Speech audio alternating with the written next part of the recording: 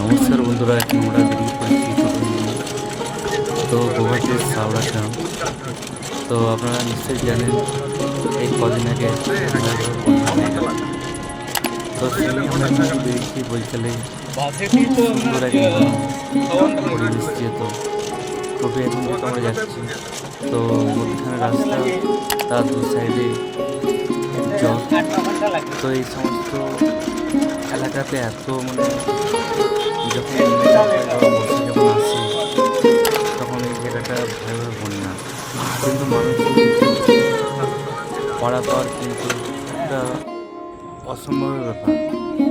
তো দেখতে হচ্ছে এখনও কিন্তু মাঠে জল। তো চাষিরা প্রায় ধান রোপণও করে ফেলেছে। তো সেই নিয়ে চাষিরা এখন চিন্তা ভাবনা ভুলে গিয়ে এখন যেহেতু খালেতে তারা জাল পেতেছে। তো চাষ এখন যেহেতু মাছ ধরা হিরিক, তো মাছ ধরছে চাচ্ছ। তো সেই নিয়ে আমি আমার ক্যামেরাটা দেখাচ্ছি আপনাদেরকে। তো এই এক দাদা ভাই, সেও মাছ ধরায় ব্যস্ত, দেখি কতগুলো মাছ পাই। তো দেখতে দেখো,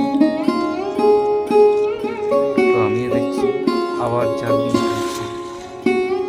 তো সেই নিয়ে আমরা আপনাদেরকে দেখাচ্ছি। আপনারা দেখুন সাউরা গ্রামে কত মানুষ এখন অসহায়। তো সমস্ত ধান তারা রোপণ করেছিল। তো আমার ক্যামেরাটা দূরত্ব থেকে দেখতে পাচ্ছেন চারিদিকে জলে জলময়, সমস্ত ধান পচে গেছে, বন্যার জলে সব ধুয়ে নিয়েছে। তো দেখো বন্ধু, আমি আছি, আমার গ্রাম আমার গ্রাম। নমস্কার বন্ধুরা, পাশে থাকুন।